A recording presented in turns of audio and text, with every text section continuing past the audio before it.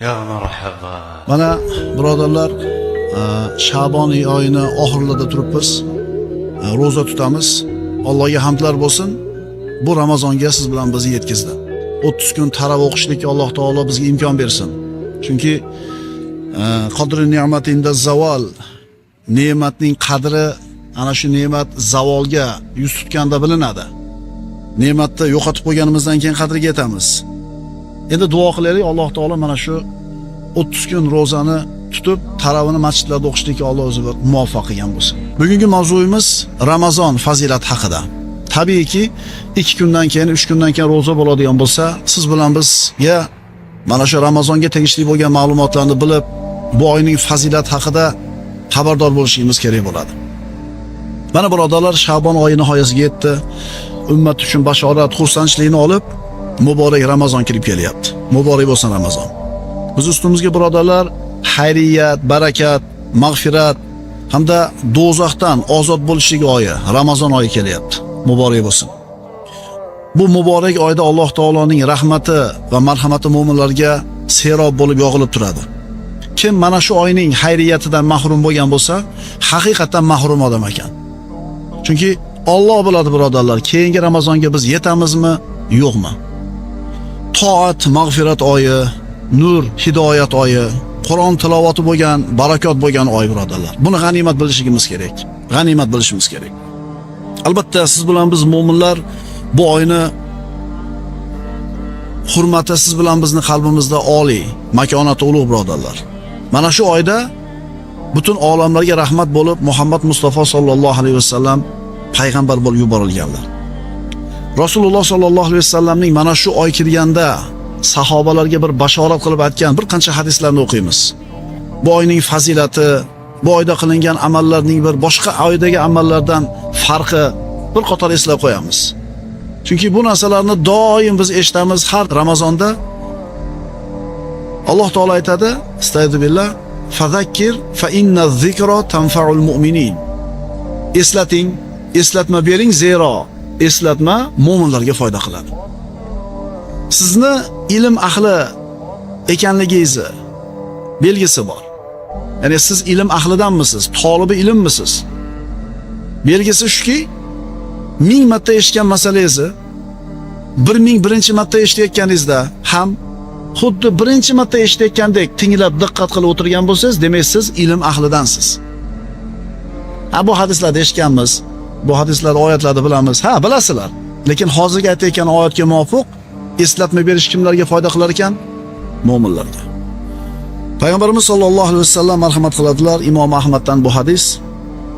Qad ja'akum shahru Ramazon, shahrun muborak. Tahqiq ustingizga Ramazon oyi keldi. Muborak oy.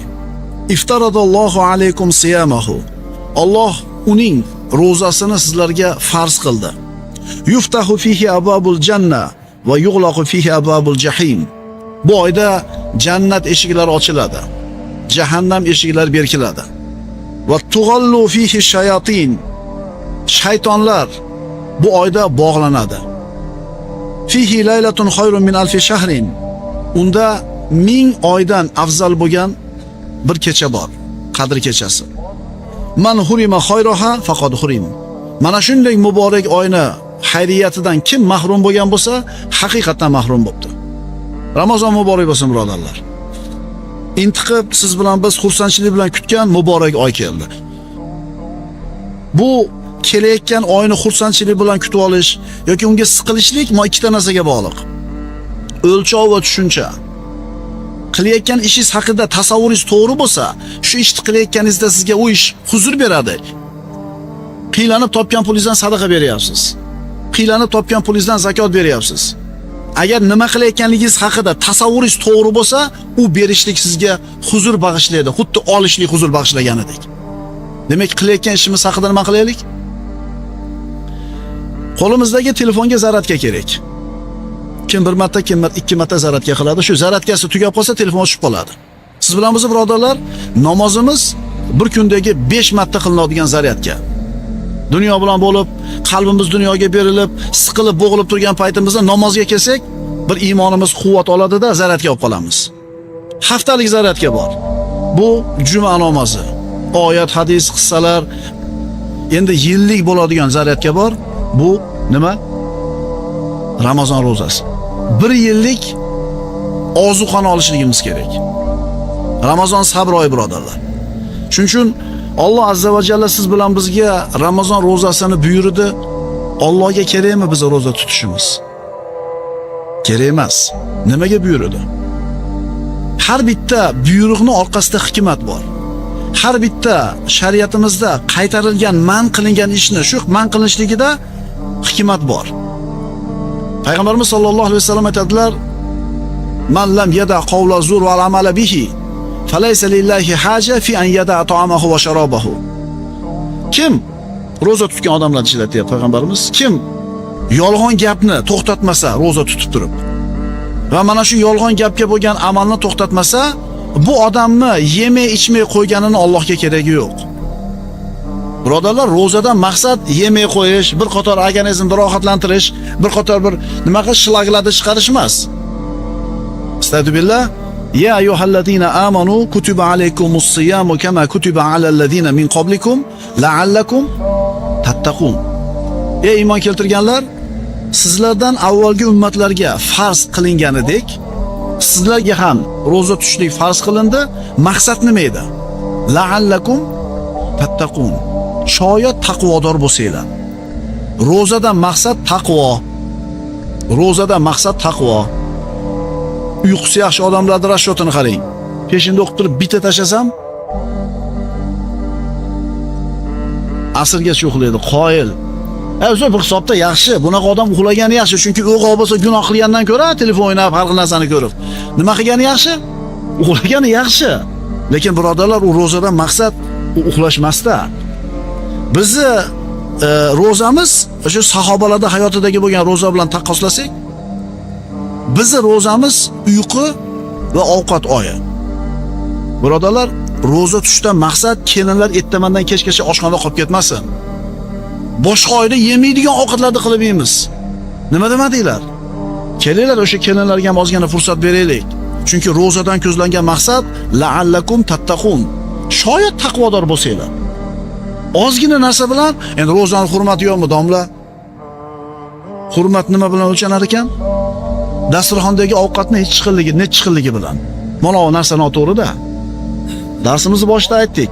Qilayotgan amalingiz haqida tasavvuringiz to'g'ri bo'lsa, bu ishni qilishingiz ham to'g'ri bo'ladi, qabul bo'lishi ham to'g'ri bo'ladi. Agar tasavvuringiz noto'g'ri bo'ladigan bo'lsa, ro'zadan maqsad nima ekan? Taqvo ekan, taqvo sifati ekan. Bu oy birodarlar, bandalarning foydasiga yoki zarariga hujjat bo'ladi. Bu oyni hurmatini rioya qilgan odamni Alloh taolo hurmatini rioya qiladi. Zoyi qilgan bandani Alloh zoyi qiladi. Birodarlar, ro'za bu ixlos ibodati. Nimaga desiz? Namozingizga riyo aralashib qolishi mumkin. Masjidga chiqasiz, hajingizga, umringizga, boshqa, ammo ro'zaga riyo aralashmaydi. Qanaqa qilib? Issiq, charchadingiz, uyga kirdingiz, hali denida muzdek suv turibdi. Hech kim yo'q, eshik yopiq, xotin eshikda yuribdi, chanqagansiz. Aytingchi, nima to'sadi shu yerda sizni suv ichishdan? Muborak bo'lsin.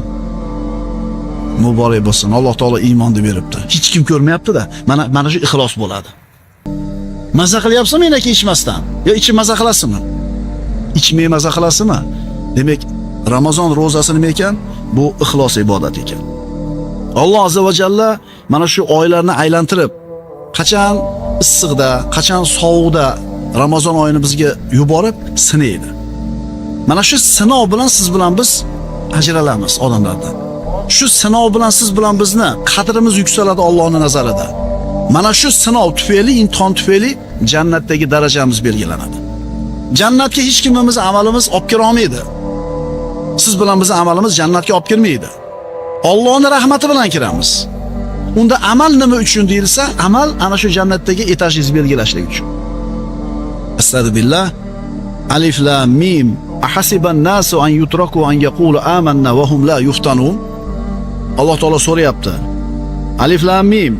Odamlar iymon keltirdik deyishlari bilangina imtihon qilinmagan hollarida o'z holiga tashlab qo'yishini o'yladilarmi? Alloh seni sinaydi banda. Roza bilan, kasallik bilan sinov. Holbuki biz ulardan avvalgi kishilarni imtihon qilgan edik. Bas shu imtihon vositasida Alloh iymon keltirdi deb rost so'zlagan kishilarni ham, yolg'onchi kimsalarni ham bilur. Vulkanizatsiyada shu mashinani qidiryapti bo'lsa, peshinda o'qib qo'yamiz. Ro'paradagi do'konda 3 ta bir 50 da ustidagi akalar do'konda ochib, ko'k choyni qo'yib ichib o'tirishibdi. Mayli sahari bordir, yaxshi gumon qilamiz. Mayli shu doktor tomonidan tutmaydi degan mayli, lekin ro'zani hurmati yo'qmidi? Nagilayda shunday qo'yishib ichib o'tiribdi. Hamma kafelar yopiq. O'sha mana bu niqada tasavvur, tushuncha noto'g'ri. Ha, ichmoqdan kasallik bo'lsa, mayli shariat ruxsat beradi, ammo hurmatini qilib qo'y. Birodarlar, bu oy g'animat oy, bu shamoldek bulutdek tezda o'tib ketadi. Nafsini jilovlab tarbiyalab qolgan odam yutdi. Robbisini huzurida mana shu oy bandani foydasiga yoki zararligiga guvoh beradi. Alloh taolo mana shu Ramazonda ro'zasi bilan bandalarning azizligini yoki xor bo'lishligini tayinlaydi, belgilaydi.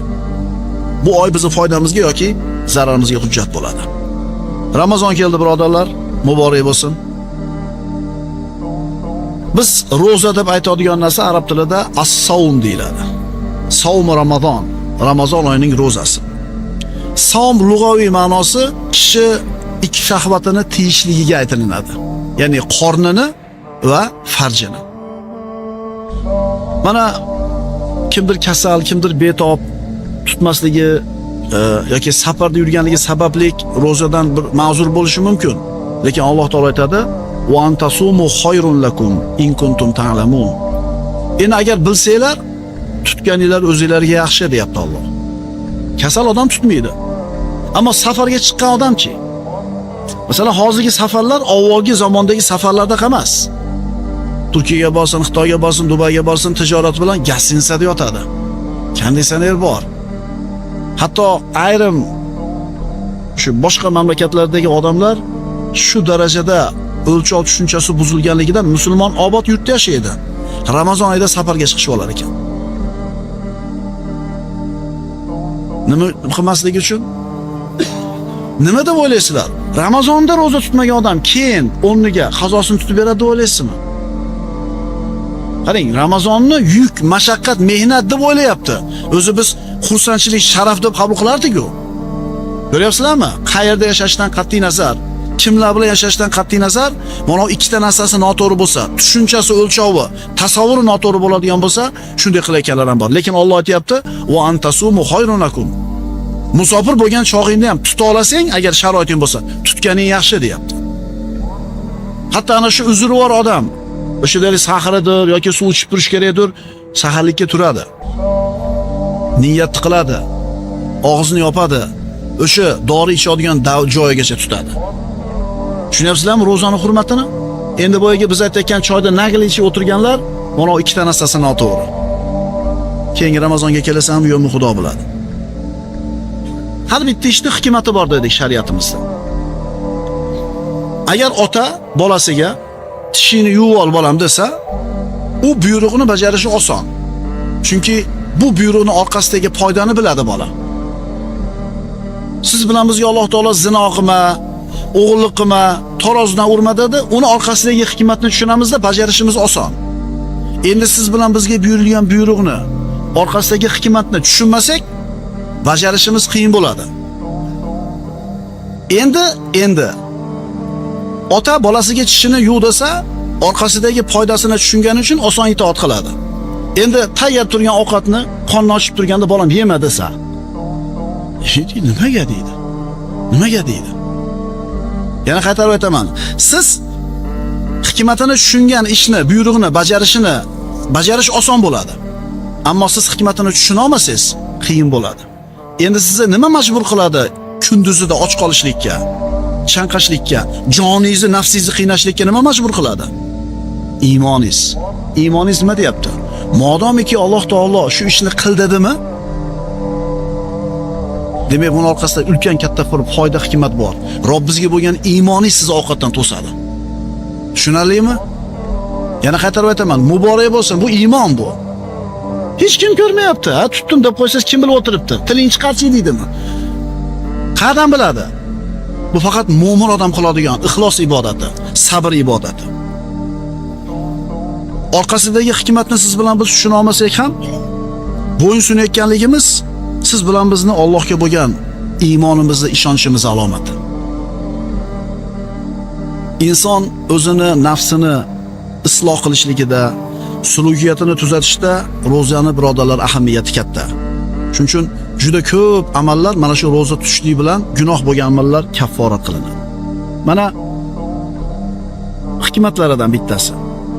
Uylanishlikka imkoniyati bo'lmayotgan yigitlarga shariat ro'za tutishlikni tavsiya qiladi. Chunki mana shu shahvatni sindirishlik, nafsni jilolashlikka eng kuchli qurollardan bittasi. Bir inson bir narsani xohlayapti, unga imkoniyati yo'q. Yana bitta odam shu narsani xohlayapti, imkoniyati bor. Qaysinisini shu ishdan tiyilishi qiyinroq? Ana endi siz bilan biz imkoniyatimiz bo'lib turib yemay ichmayotganligimiz nafsimizni tarbiyalashlikka, nafsimizni jilovlashlikka siz bilan bizga zo'r fursat bo'ladi. Rasululloh aytganlar: "Ya ma'shara shabab, man istata'a minkumul ba'ata falyatazawwaj." Ey bo'ydoqlar jamoasi, ey yigitlar, kiminglar uylanishlikka imkoniyati bo'lsa, uylansin. "Va man lam yastati' fa alayhi bis-sawm fa innahu lahu bija'un." Endi kim uylanishlikka imkoniyati bo'lmasa, ro'za tutsin. Chunki u ro'za ana shu yigit uchun shahvatni sindirishlik. "Was-so'imina was-so'imat wal-hafizina furujahum wal-hafizat." Ro'za tutuvchi erkaklar, ro'za tutuvchi ayollar, avratlarini saqlovchi erkaklar va avratlarini haromdan saqlovchi bo'lgan ayollar. Demak, inson shahvatini kesishligidagi eng ishonchli vosita nima ekan? Ro'za ekan. Ya'ni qaysi oy kelganligini his qilaylik. Uxlab nima qilmaylik? Beparvolik bilan o'tkazib yubormaylik, birodarlar. Jabir roziyallohu anhudan rivoyat qilinadi: "Innamas siyamu junnatun yastajinnu biha al-abdu minan nar." Imom Ahmaddan. Ro'za qalqon, birodarlar. Albatta, ro'za qalqondir dedilar Rasululloh. U bilan banda o'tdan himoyalanadi. "Ma min abdin yasumu yawman fi sabilillahi illa ba'adallohu bizalika al-yawm wajhahu anin nari 70 khalifan." Qaysi bir banda dedilar Rasululloh sallallohu alayhi vasallam, bu muttafaqun alayh bo'lgan hadis. Alloh uchun bir kun ro'za tutsa, bir kun, ya'ni Alloh uchun Ramazonda bir kun ro'za tutsak, mana shu bandaning yuzini ana shu kun sababli 70 yilga do'zaxdan uzoqlashtiradi. Bir kuni 70 yilga. Sezon deymiz, ha? Nima deymiz? O'sha kiyim-kechak sotadiganga, masalan, dublonga sotadiganga kuz sezon, to'g'rimi, yo qishmi? Kuz. Chunki uje qishgacha olib bo'lgan bo'ladi-da. Yoki bo'lmasam yozgi kiyim sotadiganga sezon qachon? Bahor. O'sha sezonda olib qolaylik deydi. Mana shu sezonda olsak tom yopib qolamiz. Ya'ni g'animat biladi mana shu narsani. Ramazon mo'min uchun nima? Sezon. Ko'paytirilgan 70 ta. Bunaqa formula qayerda bor? Ro'zadorning savobi behisob qilib beriladi. Astagfirullah. Innama yuwaffas-sabiruna ajrahum bighayri hisob. Albatta, sabirlarning, ro'zadorlarning ajrlari hisob kitobsiz beriladi. Kullu amal ibn adama lahu illa siyam fa innahu li va ana ajzi bihi. Hadis qarang bir go'zalligini.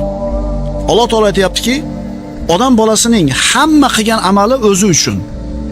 Faqat ro'zasi men uchun. Mana shu so'zga e'tibor beraylik. Namozingiz o'zingizga, sadaqangiz o'zingizga, zakotingiz o'zingizga, hajjingiz o'zingizga, o'zingiz uchun qilasiz. Faqat ro'zasi men uchun deyapti. Va mukofotini ham o'zim beraman deydi. Aytdi-ku, hech kim ko'rmaydi-da bu ro'zadorligingizni. Hech kim bilmaydi-da. Payg'ambarimiz boshqa hadisda marhamat qiladilar. Muhammadning joni qo'lida bo'lgan zotga qasamki, ya'ni Allohga qasamki, ro'zadorning og'zidagi hid Alloh uchun qiyomat kunida mushukning hididan ko'ra xushbo'yroq bo'ladi. Bo'lmasam Ro'zador odam ovqat yemaydi, suv ichmaydi, og'zidan noxush hid kelib qoladi. Endi mana shu hid o'zi noxush bo'lgani bilan Allohga mahbub. Nima uchun? Noxushligi uchun emas, kimdan kelayotganligi uchun. Qodir bo'lib turib yemayapti, qodir bo'lib turib ichmayapti. Kim roziligi uchun? Shu oy kelyapti, birodarlar. Yengli shimaraylik. Inshaalloh 30 kun taroviga chiqaman. Inshaalloh 8 rakatdan keyin nima qilmayman?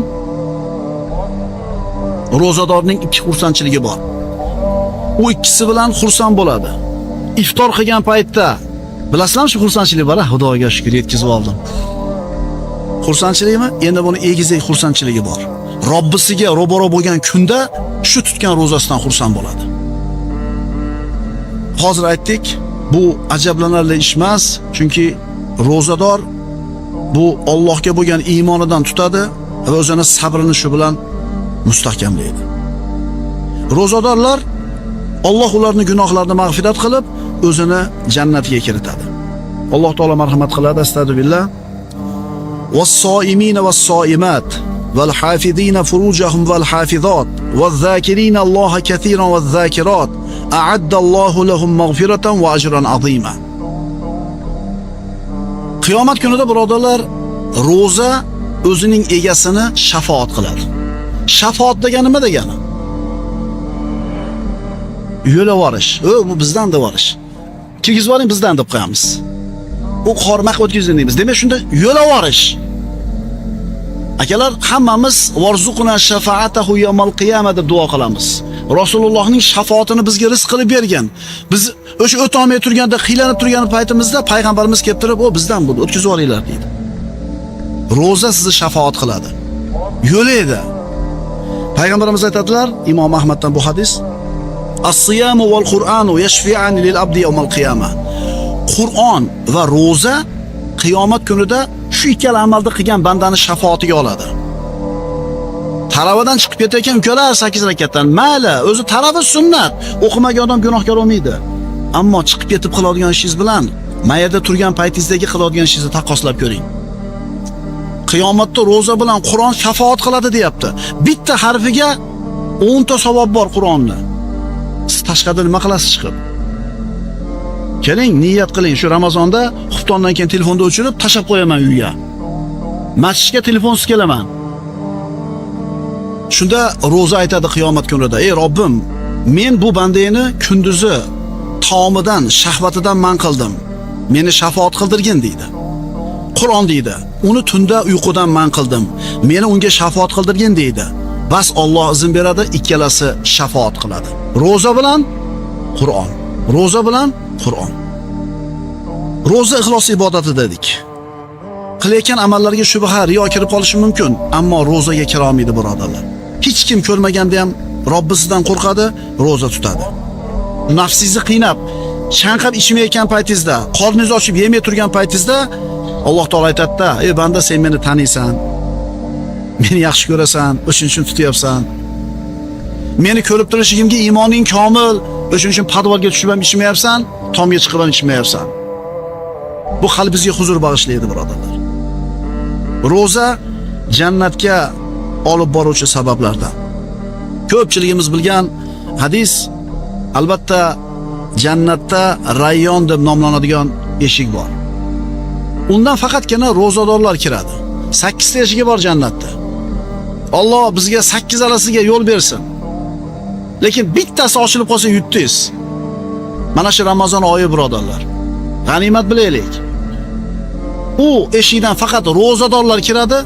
Oxirgi ro'zador kirib bo'lgandan keyin yopiladi, boshqa birovga ochilmaydi o eshik. Savol bo'ldi payg'ambarimiz sollallohu alayhi vasallamga: "Ya Rasululloh, meni jannatga olib kiradigan, meni do'zaxdan uzoq qiladigan amalni o'rgating." Rasululloh aytdilar: "Ro'zani o'zingizga lozim tuting. Chunki u amalga teng boshqa amal yo'q." Haligi sahoba ikkinchi marta meni bir amalga buyuring deganida, "Ro'zani o'zingizga lozim tuting, chunki unga teng bo'lgan boshqa amal yo'q" dedilar. Ramazon oyi keldi, birodarlar. G'animat bilaylik. Imom Termiziyda keltiriladi, Ramazon oyining birinchi kechasi bo'lishi bilan shaytonlar va itoatsiz jinlar bog'lanadi. o't eshiklari berkitiladi. Ulardan biron eshik ham ochilmaydi. Jannat eshiklari ochiladi. Ulardan biron eshik berkilmaydi. Nido qiluvchi nido qilib, ey yaxshilik istovchi, shoshil. Ey yomonliklarni istovchi, ma'siyatlarni ozaytir deydi. Do'zaxdan bandalar ozod qilinadi va bu har kecha sodir bo'ladi.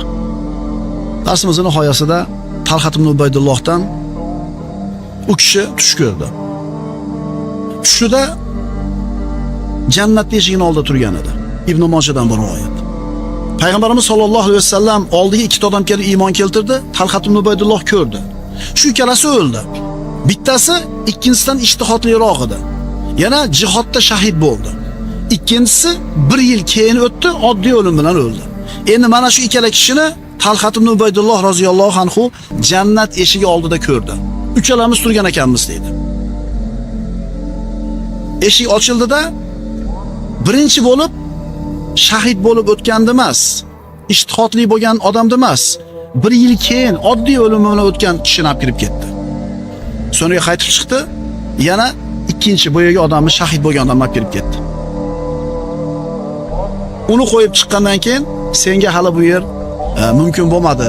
Qayt dedi, qaytdim. Uyg'ondida shu tushini aytib berdi. Odamlar hayron bo'lishdi, subhanalloh deb. Shunda payg'ambarimiz sollallohu alayhi vasallam min ayyi zalika ta'jabun? Nimaga hayron bo'lyapsizlar deb so'radilar. Ular aytishdiki, "Ya Rasululloh, ikkalasi bir iymon keltirdi. Birinchisi taqvoliroq edi, ijtihodliroq edi, yana shahid bo'ldi. Ikkinchisi endi el qatori oddiy, yana oddiy o'limi bilan o'ldi. Qanday qilib u burun kirib ketadi?" dedi. Payg'ambarimiz aytdilar, "Alaysa qad makata hada ba'dahu sana?" Ikkinchi o'lgan odam birinchi o'lgan odamdan 1 yil ko'proq yashadimi? Ha dedi sahobalar. "Va adraka Ramazona fasoma va salla kaza va kaza min sajdatin fi sana." Ramazon rozasini bitta oshiqcha tutdimi? Ya'ni 1 oy oshiqcha tutdimi rozani? Tutdi. 1 yil namozni falon rakatini o'qidimi, sajdasini qildimi? Ha dedi. Rasululloh aytdilar, "Fama baynahuma abadu mimma baynas samai val ard." Endi bu ikkalasining o'rtasidagi maqomdagi darajadagi martaba osmon bilan yer orasida katta farqi bor dedi. Mana birodarlar, o'tgan yilgi Ramazondan bu Ramazonga kim yetib keldi, kim yetib kelmadi. O'sha bitta Ramazonni oshiqcha tutdi, 1 yil namozni ko'p o'qigan odamning darajasi balandroq bo'ldi. Chunki Ramazonni tutdi u. 1 yil oshiqcha namoz o'qidi. Alloh azza va jalla xayrli amallarimiz bilan umrimizni barakotli qilsin. Kelagan Ramazonda hammamizga Alloh muborak qilsin. Mana shu shijoat bilan, muhabbat bilan, g'ayrat bilan tutaylik. Muhabbat bilan qilingan amal sizga rohat beradi. Shuning uchun qilayotgan ishimizga agar muhabbat bilan yondoshadigan bo'lsak, qilayotgan ishimizga tushunchamiz, o'lchovimiz to'g'ri bo'lgan bo'lsa, u bizga mashaqqat bo'lishligi kerak emas. Alloh azza va jalla Qur'oni Karimda ya ayyuhallazina amanu kutiba alaykumus siyamu kama kutiba alal ladina min qablikum la'allakum tattaqun. Mana shu oyatga muvofiq, mana shu oyatga binoan Ramazon oyi ro'zasi siz bilan bizga farz bo'ldi. Siz bilan bizni huzurimizga kelayotgan Ramazon oyini qanchalik hurmatli, qanchalik aziz mehmon ekanligini bilishimiz uchun albatta mana shu Ramazon oyidan avval bir qancha bir suhbatdan o'tkazishimiz zarur bo'ladi. Kishi mehmon kutar ekan, tayyorgarligi kutayotgan mehmonini qadriga qarab bo'ladi. Boshqa bola bo'lsa, oddiyroq qabul qilib qo'yamiz. Bir kattaroq odam bo'ladigan bo'lsa, uni istiqboli, uni kutib olishlik, unga bo'lgan sarf-xarajatimiz, tayyorgarligimiz o'shunga yarasha bo'ladi. Mehmon kutamiz, bir odam o'g'lini uylaydigan bo'lsa, mehmon keladi. Uyini boshqatdan qilib chiqadi. Insonga shuncha tayyorgarlik bo'ladi. Siz bilan bizga Ramazon sharif mehmon bo'lish arafasida turibdi. Bugungi darsimiz Ramazon fazilat haqidagi dars bo'ladi, toki kelayotgan muborak Ramazon oyini qanday kutib olishimizni bir qator yana yodimizga solib qo'yaylik. Ey iymon keltirganlar dedi Alloh taolo, sizlarga roza tutishlik avvalgi ummatlarga farz qilingandek farz qilindi. Shoyat taqvodor bo'lsanglar. Kishini Ramazon rozasini tutishligi taqvosini ziyoda qilmaydigan bo'lsa, harom ishlardan tiyishligiga sabab bo'lmaydigan bo'lsa, Alloh taologa yaqinroq bo'lishlikka bir sabab bo'lmaydigan bo'lsa, bu odamning rozasi roza bo'lmadi. Nauzubillah. Ishimizda roza kelyapti desa, ishi siqiladiganlar bo'lishi mumkin. Yeyishdan qolib qolaman, falon narsalardan mahrum bo'lib qolaman. Alloh saqlasin bunaqa bo'lishlikdan. Bu nifoqning belgisi. Ramazon oyi kelayotganligi bu siz bilan bizga bir ulug' xushxabar bo'lishi kerak. Qanchalik xursandchilik bilan kutib olyapmiz. Mana quyida Rasululloh sollallohu alayhi vasallam mana shu hadisga quloq solamizki, innal jannata la tunajjidu va tuzayyinu min hawlin ila al-hawl li dukhuli shahr Ramazon. Ramazon oyi kirishligiga jannat o'zini ziynatlarini yangilab, xilma-xil tusga kirib turadi. Ramazon oyi kelganligi sababli. Jannat tayyorgarlik ko'radi. Ramazon oyining birinchi kechasi kirgan kuni Alloh taoloning arshini ostidan bir hid o'tadi va jannat bu narsaga bir xursand bo'ladi, tayyorgarlik ko'radi. Alloh taolo jannatga buyuradi: "Ziynatlangin, bezaylaringni chiroyli qilgin.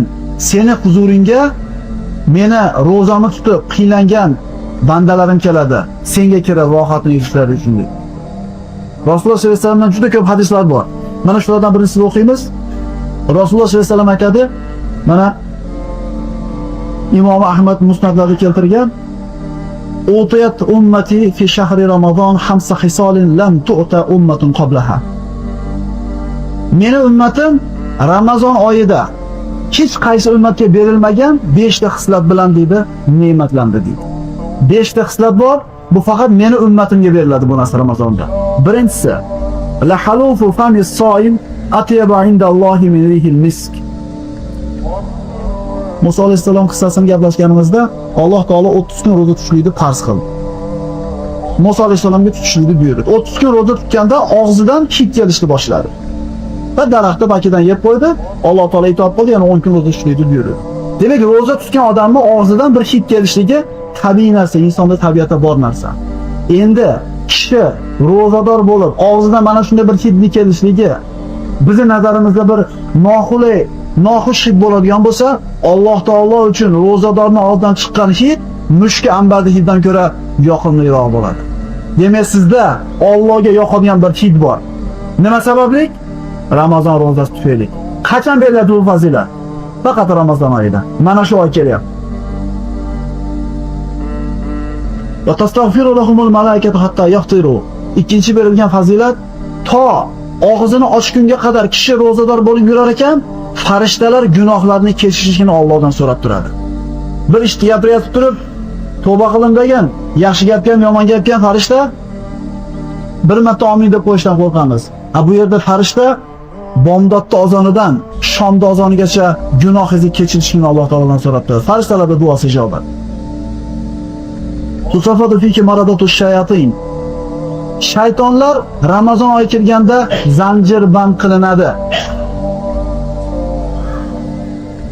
Jannat har kuni 70 ga kirib turadi.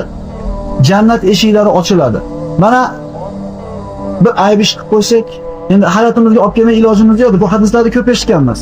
Lekin hayotimizga olib kelishdan bo'lgan edi. Bir gunoh qilib qo'ysak, shayton aldab qo'ydi.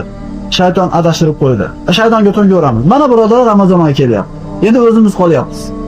Rasululloh Imom Ahmad keltirgan sahih hadisda aytayapti, Ramazon oyi kelganda shaytonlarni Alloh taolo baylab, jahannam eshiklarini yopib qo'yadi deydi. Hadislarda keladi, baylansin, dengizdagi orollarga uloqtirilsin der ekan Alloh taolo. Shaytonlar bo'lmaydi ichimizda.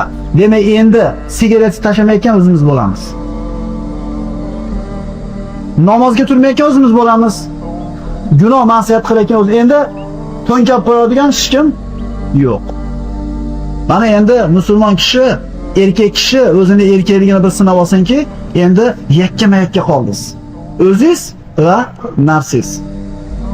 Ramazondan burungi kunda nafsingiz bitta, shaytoningiz bitta, ikkitasiga qarshi kurashib, bir yerda bir mahal yetib, bir marta o'tkazyapsiz. Endi bittaga bitta qoldingiz. Qani quvvatingiz yetamlikin shu sigaret tashlab yuborishlikka. Yoki namozni boshlab davomli bo'lib olishlikka. Va Ramazon oyida mana shunday bir tun borki, oxirgi tuni, bu tunda Alloh taolo hamma bandalarning gunohlarini kechiradi. Ya Rasululloh, bu Qadr kechasimi dedi? Yo'qdi. Albatta Qadr kechasi bo'lishi shart emas dedi. Ramazonda qaysi tuni bo'lishidan qat'iy nazar, oxirgi 10 kunligidan Alloh taolo xohlagan bir tunda bandalarning gunohlarini kechirishini va'da qildi. Imom Nasoiy rivoyat qilgan hadisda payg'ambar sollallohu alayhi vasallam aytadi: "Qad ja'akum shahru Ramazon, shahrun mubarakun qad iftaradallohu alaykum siyamahu. Tufattahu fihi abwabul janna va tughlaqu fihi abwabul jahim va tughallalu fihi maradatush shayatin va fihi laylatun khayrun min alfi shahr." Haqiqiy sizlar ustinglarga muborak bo'lgan Ramazon oyi keldi. Alloh bu oyda roza tutishni sizlarga farz qildi. Jannat eshiklari mana shu oyda ochiladi. Do'zax eshiklari berkiladi. Shaytonlar zanjirband qilinadi va mana shu Ramazon oyida 1000 oydan afzal bir tun bor. Bu Qadr kechasi deydigan bo'lsak, inshaalloh ana shu Qadr kechasiga yetgan kunimiz batafsil bu to'g'risida gaplashamiz. Oxirgi 10 kunligini istaylar dedi Rasululloh sollallohu alayhi vasallam. 1000 oy degani 83 yildan ko'proq bo'lgan umr. Hozir 80 ga kelishlik xayol bo'lib qoldi. O'rtacha 60, o'rtacha 70 ga kelsam deyapmiz. 83 yil tinmasdan ibodat qilgan odam, biror marta sajdadan peshonasini ko'tarmasdan, gunoh qilmasdan 83 yil ibodat qilgan odamning ibodati bilan Qadr kechasida 2 rakat namoz o'qigandan ibodat taqqoslansa, mononsiz ustun bo'laveradi. Duo qilaylik Alloh yetkazsin. Sahobiylar Ramazon oyi tugagandan keyin 30 kun ro'zani turib, 30 kun xatmi Qur'onlarda, taravih namozlarida qoyim bo'lib, zo'r tutib qo'yib turib, qolgan 6 oy yig'lagan ekan. Parvardigor qabul qildi. Xudoga shukr. Ketdi. Demagan ekan, qabul qilgin deb qo'rqqan. Endi qolgan 5 oyida Parvardigor Ramazongacha o'ldirma deb so'rashgan ekan. Chunki Ramazonda o'lishni orzu qilgan ular. Chunki Alloh akbar deb imom janozaga quloq qoqqanda Ramazon oyida o'lgan odamning orqasida hamma ro'zadorlar og'zash, ro'zadorlar quloq qoqqan bo'ladi. Ro'zadorlar amin deb turadi. Ramazongacha o'ldirmagin deb duo qilib so'rashar ekan. Salaf solihlar aytadi, bir Ramazon bilan ikkinchi Ramazon o'rtasida gunohlarni Ramazon yuvib turadi. Ikki hajning o'rtasida qilingan gunohlarni haj yuvib turadi. Ikki juma o'rtasida bo'lgan gunohlarni juma yuvib turadi. Ikki namoz o'rtasida bo'lgan gunohlarni namoz tozalab turadi deydi. Demak, 5 mahal yuvinib turibdi gunohdan. Haftada bir marta jumada yuvinib turibdi. Bir marta Ramazonda yuvinib turibdi va ikkita haj qiladigan bo'lsa, o'rtasida gunohlar yuvilib turibdi. Mana shunday muborakga keldik. Ramazon oyini g'animat bilishimiz kerak bo'ladi. Rasululloh sollallohu alayhi vasallam kunlarda birida minbarga chiqib ketayotib 3 marta amin, amin, amin dedi. Mashhur hadis. Sahobalar, "Ya Rasululloh, 3 marta amin dedingiz-a?" Payg'ambar sollallohu alayhi vasallam sababini aytdiki, Jibril keldi oldimga dedi alayhissalom. "Ey Muhammad" dedi. Sollallohu "Siz ismi zikr qilinganda sizga salovat aytmagan xor bo'lsin. Amin deng" dedi. Amin dedim dedi. Demak, Rasululloh deyildimi, Muhammad alayhisalom deymiz, sallallohu alayhi vasallam demagan odam xor bo'ladi. Amin deng dedi, amin dedim dedi. Ikkinchisi, "Ya Rasululloh sallallohu alayhi vasallam, ota-onasini ikkalasi tirik bo'lsa yoki birortasi tirik bo'lsa, shularda duosini olib, jannatda o'zini chiqolmagan odam xor bo'lsin. Amin deng dedi, amin dedi. Duo ketdi. Yoshlarga taalluqli bu. Va uchinchisi, Ramazon oyida bir odam hozir bo'lsa, Ramazon oyiga guvoh bo'lsa-yu, lekin gunohlarni tozalab, ro'zada yaxshi ro'za tutib, jannatda o'zini chiqolmagan odam xor bo'lsin. Amin deng dedi. Rasululloh amin dedi. Duo ketdi birodar. Mana shunday oy kelyapti. Mana shunday bir xursandchilik oy kelyapti. Man soma Ramazona va qamahu imanan va ihtisaban g'ufira lahu ma taqaddama min zambi. Mashhur hadis, Imom Buxoriy va Muslim rivoyati. Kim Ramazon ro'zasini iymonan va ihtisoban qoyim qilsa, avvalgi hamma qilgan gunohlari kechiriladi. Iymonan degani, bu degani Allohning beradigan mukofotiga ishonib degani. Savob beraman dedi, jannatni beraman dedi, gunohlarni kechiraman dedi, ishonchligi. Ihtisoban degani qilgan xatolardan qo'rqqan holda. Gunohlarini bo'yniga olgan holda tutadigan bo'lsa, Alloh taolo gunohlarni kechiradi. Bitta narsani sababli. Bu Ramazonda sharofat tufayli. Ramazon haqida gapiradigan bo'lsak, mana boshqa sayyoralarda aqlli mavjudotlar bormi, yo'qmi degan savol. Agar faraz qilingki, o'sha bir mavjudotlar bo'lsa, ularda bir texnologiyalari, ilm-fani bizdan ilgari bo'lsa, ular bilan aloqaga chiqsak, bizning hayotimizni juda ko'p mushkullarni oson qilib qo'ysa, o'shalar bilan uchrashgan, tanishgan kunimiz bayram bo'ladi, shunday emasmi? mo kuni bizga svet kelgan, mo kuni mahallamizga gaz kelgan deb gapirib yuramiz u. Sizni dunyoviy ozgina qiyinchiligingizni yengillatib qo'ygan kun siz uchun bayram. Endi insoniyat jahannamga qarab, shirk botqog'iga botib, do'zaxga qarab ketayotgan paytda vahiy bo'lgan, jannat yo'lini ko'rsatgan, do'zaxdan bizni qaytargan yo'l qaysi oyda nozil bo'ldi? Ramazon oyidami? Qadr kechasidami? Demak, Laylatul Qadr xoyrun min alf shahr. 1000 yildan afzal deyilyapti. Jahannamga qarab ketyapti insoniyat. Alloh taoloda rahmati bo'lgan Rasululloh sollallohu alayhi vasallamga nubuvat mana shu kechada nozil bo'ldi. Mana shu narsasi bilan, mana shu kuni bilan Ramazon oyi boshqalardan afzal bo'ladi.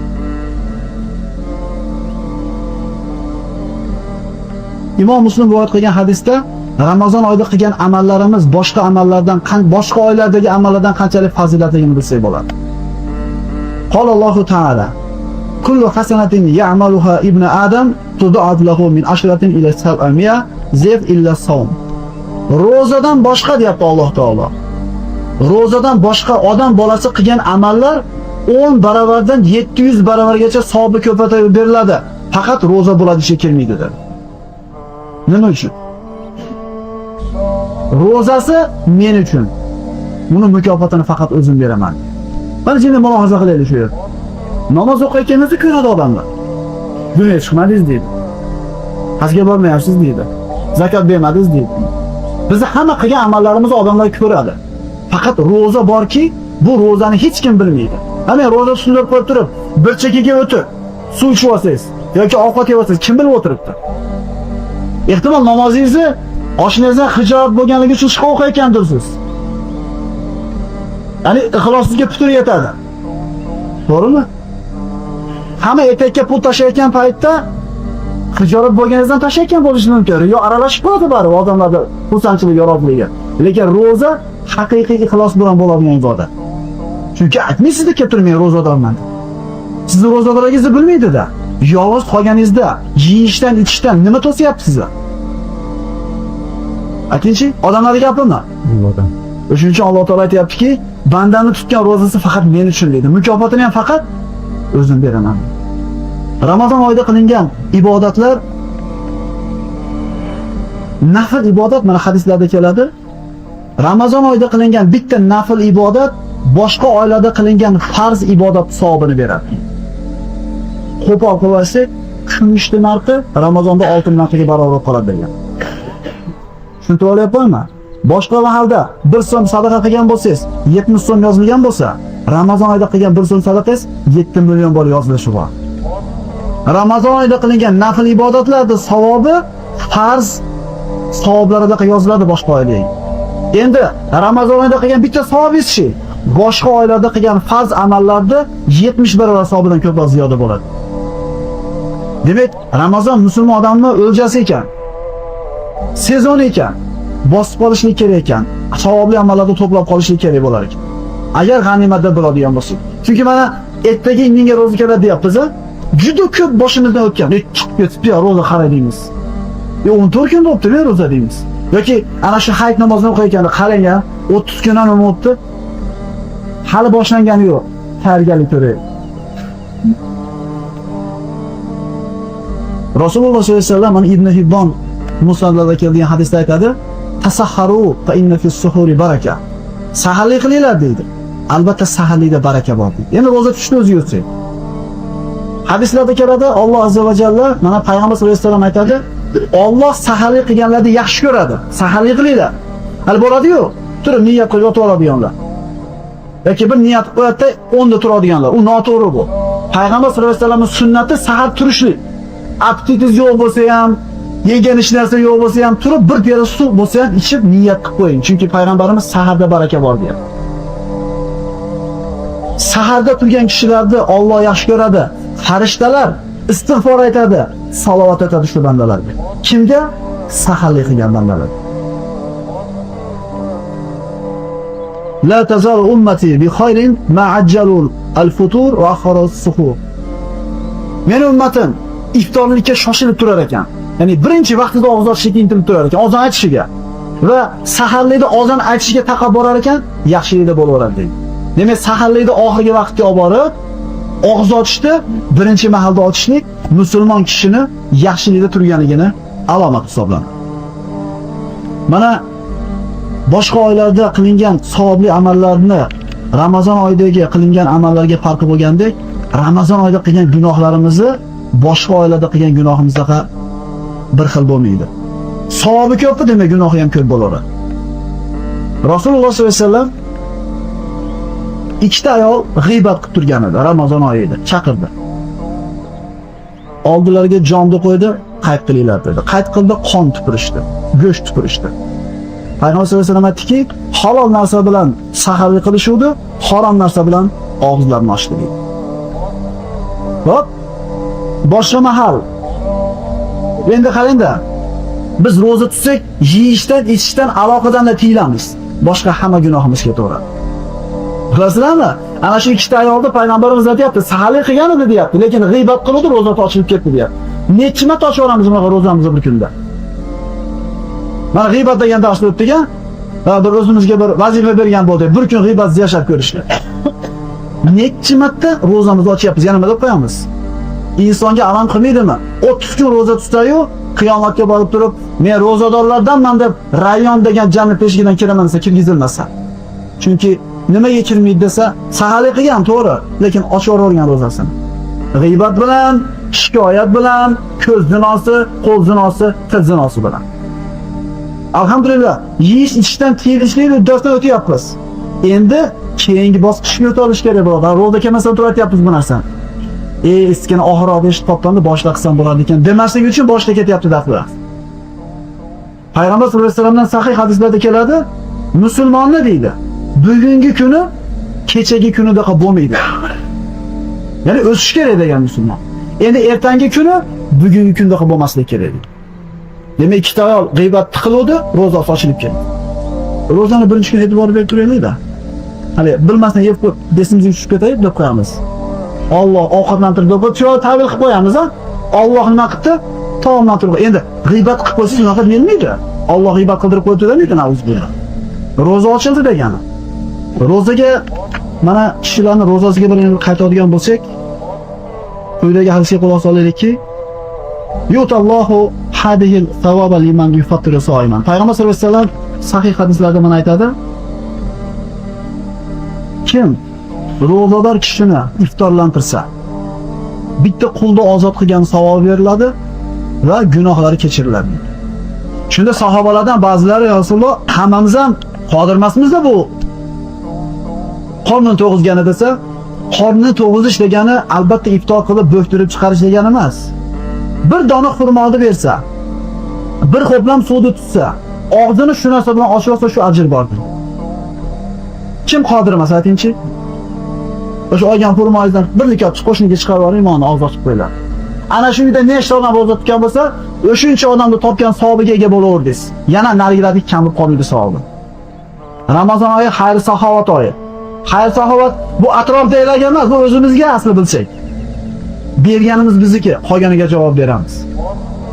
Endi kim agar ro'zadorni qornini to'g'izib iftor qiladigan bo'lsa, ajri yana ham ziyoda bo'ladi.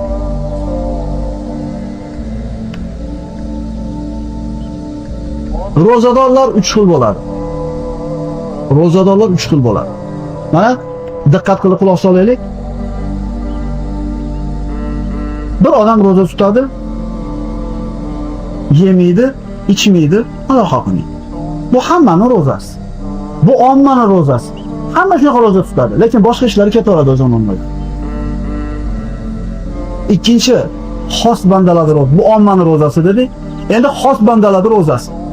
Xos bandalarning ro'zasi bular yemaydi, ichmaydi, aloqa qilmaydi, ko'zni ro'zasini tutadi. Tilni ro'zasini tutadi.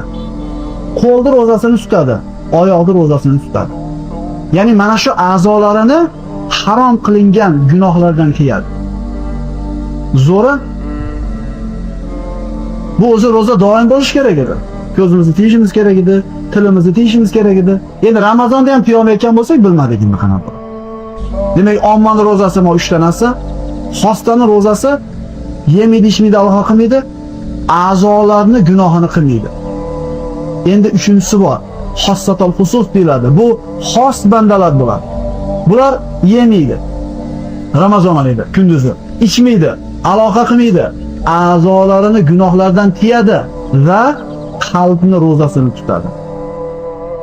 Insonning qalbida bir gunohga moyillik bo'lgandan keyin ko'z qaraydi. Insonning qalbi xolagandan keyin til g'iybat qiladi. Insonning qalbi xolagandan keyin haromga qo'l uradi. Agar insonning qalbida shu gunohlarga chegara qo'yilgan bo'lsa, oyoq qo'l ishlanmaydi u ishga. Siz birovning haqqini haromdan yeyishlikni qalbingiz bilan xohlamaysiz, qo'lingiz hech qachon olmaydi. Bu buyruq berayotgan qalb bo'ladi. Siz nega qo'lingiz bilan gunoh qilasiz? Chunki qalbingiz xohlayapti bu narsani. Aytamiz-ku, o'zingizga mahram bo'lgan ayolga shahvat ko'zi bilan qarashlik sig'maydi qalbga. Shuning uchun ko'z hech qachon qaramaydi bu tomonga. Lekin ko'chadagilarga nisbatan qalbingizga sig'adiki, ko'zingiz qaraydi. Demak, 3-toifa odamlar ular qalbi bilan ro'za tutadi. G'iybat shikoyat qalbga kelganda qalbni o'zidan tiyib qo'yadi, tashqariga chiqarib o'tirmaydi. Birovni so'kish kerak bo'lgan paytda qalb bilan tiyib qo'yadi, til so'kilmay qo'yadi. Bu haqiqiy Allohning valiylarining ro'za tutgan ro'zasi bo'ladi. Ommaning ro'zasi, xossaning ro'zasi va xossatul xusus, Allohning xos bandalarining ro'zasi. Biz shunga intilishimiz kerak, eng kamida 200 yil yashaylik shunda.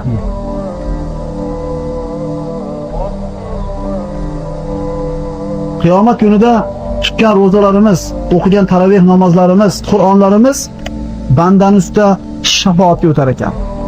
Mana Payg'ambar sollallohu alayhi vasallamdan kelgan sahih hadislarda qiyomat kunida Qur'on turar ekan. Parvardigori, buni men tunlarda qiyomul layli turgizganman. Qur'on xatmlari bo'lganda turgan, men guvohman.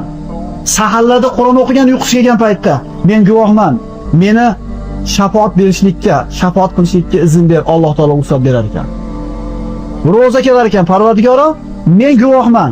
Yeyishdan, ichishdan o'zini tiygan. Men guvohman, shafaatga ruxsat ber, shafaat berar ekan. Shu qiyomul laylimiz, xatmi Qur'onda turganligimiz, tutgan ro'zalarimiz siz bilan bizni shafaatiga tortadi. Shuning uchun birodarlar, mana Ramazon kelmasdan turib aytamiz, bir oyga qattiq bir azmi qaror qilaylik. 30 kun xatmida, tarovihda turaman deb niyat qilaylik. Ko'chalarda ham, bozorlarda ham, guzarlarda ham turibmiz. Gapirmaylik oshcha gapda. Ertaga savol bo'lsa, Alloh uchun bir ish qilganmisan desa, 30 kun, 30 pora Qur'onda xatmida turganman degan bir hujjat bo'lsin bizga. Ixlos bo'lsin. Agar 30 kun turib qo'ysangiz, u keyinchalik oshnangizni betiga urishlik uchun, sen chiqmayapsan deb pesh qilish uchun, minnat qilish uchun bo'lsa, chiqmaylar qo'ying. Alloh uchun bo'lsa bo'lsin, bo'lmasa bo'lmay qo'yaversin. Sami'tu Rasululloh sollallohu alayhi vasallam yaqul: "Inna lillahi ta'ala hawla al-arshi mawdi'un yusamma hadiyatul qudus wa huwa minan nur fiha malaikatun la yuhsa 'adaduhum illa Allah ta'ala ya'buduna Allah azza wa jalla ibadatan la yaqdiruna sa'atan fa idha kana layali shahr Ramadan ista'danu rabbahum an yanzilu ila al-ard fa yusalluna ma bani adam wa yanziluna kulla laylatil ard fa kullu man massahum aw massahu sa'ida sa'adata la yashqa ba'daha abada." Ali roziyallohu anhudan rivoyat qilingan hadisda Payg'ambar sollallohu alayhi vasallam mana aytgan ekan. Alloh taolo shu hadis bilan tugatamiz bugun darsimizni.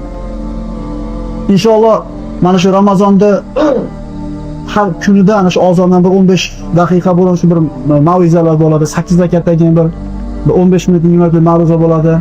Inshaalloh bir paradan xatmi Qur'on o'qiymiz. Ramazon haqida qo'shimcha narsalarni inshaalloh ana shu darslarda gapirib o'tgan bo'lamiz. Bugun shu bilan kifoyalanamiz. Alloh taoloning arshining atrofida Hadiratul Qudus degan bir joy bor deydi Rasululloh. Bu nurdan deydi. Nurdan bo'lgan bir joy bor. Unda shunday bir ko'p Allohga ibodat qilib turgan farishtalar borki, ularning sanog'ini faqat Alloh taolo o'zi biladi. Bular biror lahza ham Alloh taoloning ibodatidan g'ofil bo'lmasdan tinimsiz ibodatda bo'ladi, lekin Ramazon kechalari yaqinlashganda Allohdan izn so'raydi. Parvardigor, ruxsat bergin. Yer yuzidagi Ramazon kechalarida ibodat qilayotgan odam bolalari bilan birga ibodat qilaylik deydi. Ularga Alloh taolo izn beradi, tushadi va qaysi kishi bir farishtaga qo'li tegsa yoki qaysi bir kishiga farishtani qo'li tegsa, saodatni, rohatni his qiladi. Endi kim bu saodatni his qilgan bo'lsa dunyoda, hargiz badbaxt bo'lmaydi. Inshaalloh mana shu kunlar kelyapti. Alloh azza va jalla ana shu farishtalarga bir yaqin bo'ladigan orqasida farishtalar amin deb turadigan bandalardan bo'lishimiz nasib qilsin. Alloh azza va jalla mana shu Ramazon oyida qilgan ibodatlarimizni ixlos bilan qabul qilishini so'raymiz. Alloh taolo tavfiq bersin. Zero Alloh tavfiq bermaydigan bo'lsa, bizning qo'limizdan hech narsa kelmaydi.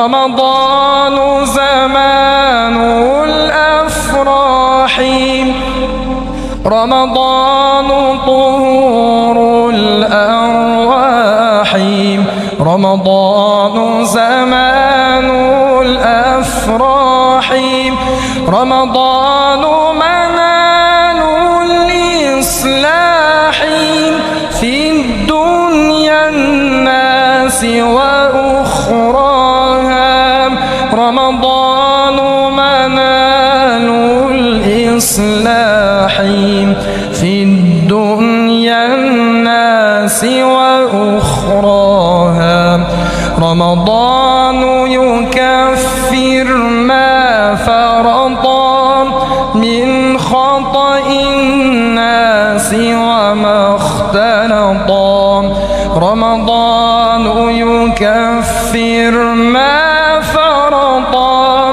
من خطأ الناس وما اختلطا فعسى من عفو الله عطا لقلوب الأمة يرعاها فعسى من عفو الله عطا لقلوب الأمة يرعاها وصلاة الله على طه هو خير الخلق وأحلاها وصلاة الله على طه هو خير الخلق وأحلاها لا إله إلا الله نستغفر الله